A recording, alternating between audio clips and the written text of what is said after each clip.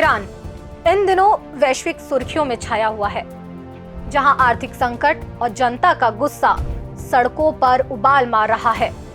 दिसंबर 2025 के अंत में शुरू हुए विरोध प्रदर्शन अब देश के 107 से ज्यादा शहरों में फैल चुके हैं और इनकी वजह से दुनिया की नजरें तेहरान पर टिकी हुई हैं। क्या ये प्रदर्शन ईरान की जनता को हिला सकते हैं? क्या अमेरिका और इजराइल की भूमिका इसमें और बढ़ेगी? और सबसे महत्वपूर्ण सवाल, भारत पर इसका क्या असर पड़ेगा, खासकर हमारी तेल आयात और अर्थव्यवस्था पर? आज इस वीडियो में हम ईरान के इस पूरे संकट पर बात करेंगे और समझेंगे कि क्या हो रहा है ईरान में और क्यों ये मामला इतना गंभीर है। नमस्कार, आप देख रहे हैं द लेंस। मैं हूं आपके साथ पूनम ऋतुसेन।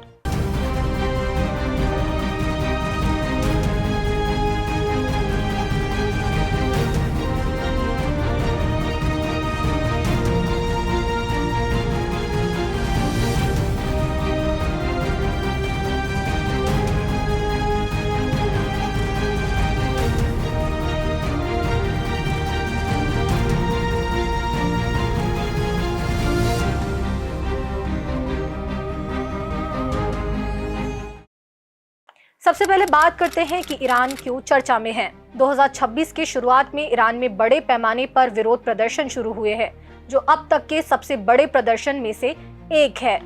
ईरान में बीते 2 हफ्ते से भारी उथल-पुथल देखी जा रही है। देश के कई हिस्सों में विरोध प्रदर्शन हो रहे हैं, जिससे अस्थिरता बढ़ी है। इन प्रदर्शनों में supreme leader Ayatollah Ali Khamenei के इर्द गिर्द घूमने वाले तेहरान के शासन पर भी संकट होने का दावा किया जा रहा है। ऐसे दावे हैं कि विदेशी ताकतें प्रदर्शनों को तेज कर सकती हैं और सरकार गिर सकती है। कहा यह भी जा रहा है कि ये प्रदर्शन 2022 के महसा अमीनी आंदोलन के बाद ईरान में हुआ सबसे बड़ा आंदोलन है। महसा अमीनी प्रदर्शन में महिलाओं ने हिजाब जलाकर, बाल काटकर और नारे लगाकर अपनी स्वतंत्रता और मानवाधिकारों की मांग की थी। हालिया प्रोटेस्ट मुख्य रूप से आर्थिक संकट से ट्रिगर हुए हैं, जहां ईरान की करेंसी रियाल रिकॉर्ड गिरावट दर्ज करा रही है। इंटरनेशनल मॉनेटरी फंड यानी IMF की रिपोर्ट्स के मुताबिक ये ईरान पर आर्थिक प्रतिबंध, ऑयल एक्सपोर्ट्स पर डिपेंडेंसी और मिसमैनेजमेंट की वजह से डूब रही है। इन्फ्लेशन रेट 40% से ऊपर पहुंच चुका है और GDP ग्रोथ निगेटिव जोन में है। राइट्स ग्रुप जैसे ह्यूमन राइट्स वॉच और एमनेस्टी इंटरनेशनल की रिपोर्ट्स बताती हैं कि कम से कम 16 से 20 लोग अब तक मारे जा चुके हैं, जबकि 1000 से ज्यादा गिरफ्तार हुए हैं। प्रदर्शन तेहरान के ग्रैंड बाजार से शुरू हुए, जहां दुकानदारों ने हड़ताल की और अब ये इस्फहान, शिराज, मशहद जैसे बड़े शहरों तक फैल गए हैं। सोशल मीडिया पर वायरल वीडियोस में लोग don't be afraid, we are together और आजादी जैसे नारे लगा रहे हैं, जो 2022 के प्रदर्शन की याद दिलाते हैं।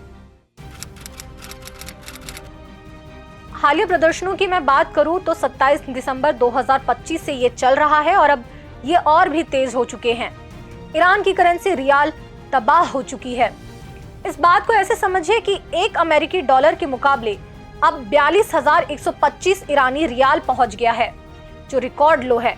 ये ठीक वैसे है जैसे $1 भारत के 90 रुपए के बराबर। और अब सेंट्रल बैंक गवर्नर मोहम्मद रेजा फरजीन का रिजाइन एक्सेप्ट कर लिया गया है और अब्दुल नासिर हिम्मती को नया गवर्नर बनाया गया है। लेकिन सिक्योरिटी फोर्सेस के साथ संघर्ष में टियर गैस और फायरिंग का इस्तेमाल करना पड़ा है, जिससे 4 महल और बख्तियारी प्रांत में 2 मौतें और लॉरेस्टॉन में 3 मौतें हुई हैं। इजरायली मीडिया के रिपोर्ट्स के मुताबिक supreme leader Ayatollah Ali Khamenei ने रूस भागने का प्लान तैयार किया है। अगर प्रोटेस्ट कंट्रोल से बाहर गए, इसमें उनका परिवार, बेटा मोस्तबा और अरबों डॉलर्स शामिल है, ठीक वैसे ही जैसे सीरिया की बशर अल असद ने 2024 में किया था। ईरान की ऑफिशियल न्यूज एजेंसी फार्स ने रिपोर्ट किया कि प्रोटेस्टर्स ने गवर्नर ऑफिस, मस्जिद और बैंकों में पत्थरबाजी की, जबकि बासिस फोर्सेस ने उन्हें कंट्रोल करने की कोशिश की। लेकिन ये बात और भी समझना जरूरी है कि ये प्रदर्शन एकाएक शुरू नहीं हुए, ये कई वर्षों से पनप रहे थे। इसे और विस्तार से जानने के लिए ईरान की टाइमलाइन को समझते हैं। 1979 की इस्लामिक क्रांति। इस क्रांति से पहले पहलवी राजशाही के दौर में ईरान एक सेक्युलर और आधुनिक समाज की ओर बढ़ रहा था। व्हाइट रिवॉल्यूशन से महिलाओं को वोटिंग का अधिकार, तलाक और बच्चे की कस्टडी में बेहतर अधिकार, शिक्षा और नौकरी में ज्यादा अवसर मिले। हिजाब पर कोई जबरदस्ती नहीं थी, कई महिलाएं वेस्टर्न कपड़े पहनती थी और समाज में सक्रिय भूमिका निभाती थी। हालांकि ये बदलाव मुख्य रूप से शहरों और अमीर वर्ग तक सीमित थे, लेकिन 1979 की क्रांति के बाद अयातुल्लाह खमैनी के नेतृत्व में ईरान इस्लामिक रिपब्लिक बना, जहां कट्टरपंथी इस्लामी कानून लागू हुए। क्रांति शुरू में लोकतंत्र और स्वतंत्रता की उम्मीद जगाती थी, लेकिन जल्दी ही महिलाओं के अधिकार छीन लिए गए। 1983 से सख्ती से हिजाब अनिवार्य हो गया, फैमिली प्रोटेक्शन लॉ रद्द हुआ, बहुविवाह और आसान तलाक पुरुषों को वापस मिला, जबकि महिलाओं की स्थिति घरेलू भूमिकाओं तक सीमित करने की कोशिश हुई। महिलाओं की स्थिति पहले अपेक्षाकृत स्वतंत्र और प्रगतिशील थी, जहां वे शिक्षा, नौकरी और सार्वजनिक जीवन में आगे बढ़ रही थी। लेकिन क्रांति के बाद कट्टर इस्लामी नियमों से उनकी आजादी काफी कम हो गई। हालांकि बाद के वर्षों में महिलाओं ने शिक्षा और विरोध के जरिए कुछ अधिकार वापस हासिल करने की लड़ाई लड़ी, और इसी 1979 के इस्लामिक रिवॉल्यूशन के बाद से ईरान में पॉलिटिकल और सोशल तनाव की स्थिति बनी हुई है। अब इसके बाद के वर्षों में कुछ महत्वपूर्ण क्रांतियों के बारे में भी जानना जरूरी है। साल 2009, इस दौरान ग्रीन मूवमेंट हुआ। राष्ट्रपति चुनाव में कथित धांधली के खिलाफ लाखों लोग सड़कों पर उतरे। मेरा वोट कहाँ है, ये नारे गूंजे। सुरक्षा बलों ने क्रूर दमन किया। 72 से 110 मौतें दर्ज हुई, हजारों गिरफ्तारियां हुई। ये 1979 की क्रांति के बाद कड़ा विरोध था, जो राजनीतिक सुधारों की मांग पर केंद्रित था। 2017-18 में इकोनॉमिक प्रदर्शन हुए, जिसमें बढ़ती कीमतें, बेरोजगारी और भ्रष्टाचार से शुरू हुआ आंदोलन 100 से ज्यादा शहरों में फैला। इसमें गरीब तबके ने लीड किया। सरकारी दमन में 50 मौतें हुई, 3700 से ज्यादा गिरफ्तारियां हुई। इंटरनेट ब्लैकआउट हुआ। यह आंदोलन आर्थिक असमानता को सामने लाया। इसके बाद 2019 में फ्यूल प्राइस प्रोटेस्ट हुआ। ईंधन कीमतों में 200% बढ़ोतरी से लोग भड़के। बैंकों, पुलिस स्टेशन पर हमले हुए। सरकारी जवाब में पूरे देश में इंटरनेट ब्लैकआउट कर दिया गया और फोर्सेस की तैनाती कर दी गई। एमनेस्टी के मुताबिक 304 से 1500 मौतें दर्ज हुई, 7000 से ज्यादा लोगों की गिरफ्तारियां हुई। ये ईरान का उस समय का सबसे बड़ा हिंसक दमन कहा गया। इसके बाद 2021 में वाटर और पावर शॉर्टेज को लेकर प्रदर्शन हुआ, जो खुजिस्तान में सूखा और बिजली कटौती से शुरू हुआ। इस दौरान हम प्यासे हैं इस तरह के नारे लगे, यानी जो धरती महंगी तेल उगल रही थी, वो गरीब इलाके में पानी नहीं दिला पा रही थी। सरकारी मिसमैनेजमेंट उजागर हुआ। सुरक्षा बलों ने फिर दमन किया। कम से कम 8 मौतें हुई, दर्जनों घायल हुए। 2022-23 की बात करूं तो ईरान में महसा अमीनी, एक कुर्द लड़की, उसकी मौत ने एक बड़ा आंदोलन शुरू किया। इसके बारे में भी जानिए। 22 साल की यह कुर्द लड़की तेहरान में परिवार के साथ घूमने आई थी, जब 13 सितंबर 2022 को मोरालिटी पुलिस ने उसे हिजाब ठीक से नहीं पहनने के आरोप में गिरफ्तार किया। कस्टडी में उसे गंभीर चोटें आईं, सिर पर मारा गया था, जिससे वे कोमा में चली गई और 16 सितंबर को अस्पताल में मौत हो गई। संयुक्त राष्ट्र की फैक्ट फाइंडिंग मिशन ने 2024 में रिपोर्ट दी कि उसकी मौत गैर कानूनी थी, जिसके बाद हिंसा भड़की। गुस्सा सड़कों पर दिखा। विमेन लाइफ, फ्रीडम और फारसी स्लोगन के साथ महिलाओं के नेतृत्व में प्रदर्शन शुरू हुए। इस दौरान लगाए जाने वाले नारे कुर्द महिलाओं की आजादी की लड़ाई से जुड़ा। आंदोलन महसा के अंतिम संस्कार से शुरू होकर तेहरान, कुर्दिस्तान और पूरे ईरान में फैल गया। 157 से ज्यादा शहरों, विश्वविद्यालयों और विभिन्न जाति समूहों तक पहुंचा। इसमें महिलाएं आगे रहीं, हिजाब उतारकर, बाल काटकर और सड़कों पर नाचकर विरोध किया। यह दशकों का सबसे बड़ा और लंबा आंदोलन था, जो अनिवार्य हिजाब, महिलाओं की दमन और पूरे सिस्टम के खिलाफ था। सरकार ने फिर क्रूर दमन किया। 551 से ज्यादा मौतें हुई। इन मौतों में झकझोरने वाली बात तो ये थी कि इनमें 68 बच्चे और 49 महिलाएं शामिल थी। 22,000 से ज्यादा गिरफ्तारियां हुई। कई को टॉर्चर, रेप और मॉक एग्जीक्यूशन का शिकार बनाया गया। कम से कम 7 से 9 प्रदर्शनकारियों को फांसी दी गई। यूएन रिपोर्ट्स ने इसे मानवता के खिलाफ अपराध बताया। आंदोलन 2023 तक चला, लेकिन दमन से बड़े प्रदर्शन कम हो गए।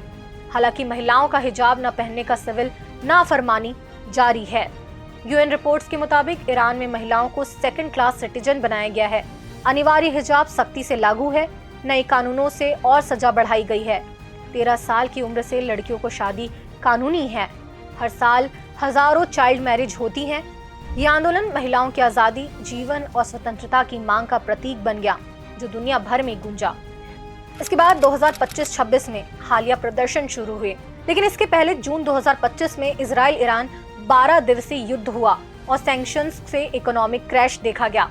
तेहरान बाजार से शुरू ये प्रदर्शन अब 107 से ज्यादा शहरों में और 10 से ज्यादा यूनिवर्सिटीज में शुरू हुआ और इन सब की तस्वीरें हमारे सामने हैं।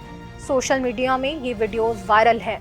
ये घटनाएं बताती हैं, इशारा करती हैं कि ईरान में विरोध की आग कभी पूरी तरह बुझती नहीं, बस कारण बदलते रहते हैं। ईरान की मुख्य चुनौतियां भी हैं। इसमें अर्थव्यवस्था अमेरिकी प्रतिबंधों, तेल निर्भरता और भ्रष्टाचार से बुरी तरह प्रभावित है। खाने पीने और घर के सामान 50% तक महंगे हो गए हैं। मध्यम वर्ग सबसे ज्यादा परेशान है और गरीबी बढ़ रही है। जून 2025 के इजराइल ईरान युद्ध के झटकों से और बुरा हाल हुआ है। यूएन रिपोर्ट्स कहती हैं कि महिलाओं को सेकंड क्लास सिटीजन बनाया गया है और उनके साथ हिंसा आम है। एजुकेशन और जॉब्स में भेदभाव बहुत ज्यादा है। राजनीतिक पहलू को देखें तो ईरान में सुप्रीम लीडर अयातुल्लाह खामेनेई के हाथों में असली सत्ता है, जबकि चुने हुए राष्ट्रपति की ताकत सीमित रहती है। प्रदर्शनकारियों में अब सिस्टम चेंज की मांग बढ़ रही है। कुछ लोग तानाशाही मुर्दाबाद तो कुछ पुरानी शाह राजशाही की वापसी के नारे लगा रहे हैं। सरकार दमन के प्रयास में है जो किसी बड़े बदलाव को रोक सकती है। कुल मिलाकर ईरान की वर्तमान की मुख्य चुनौतियां हैं परमाणु कार्यक्रम को लेकर दुनिया के साथ तनाव, क्षेत्रीय झगड़े और 26 दिसंबर 2025 को स्ट्रेट ऑफ हॉर्मुज में एक विदेशी तेल टैंकर को जब्त करना, जो पूरी दुनिया की ऊर्जा सप्लाई के लिए बड़ा खतरा बन जाता है।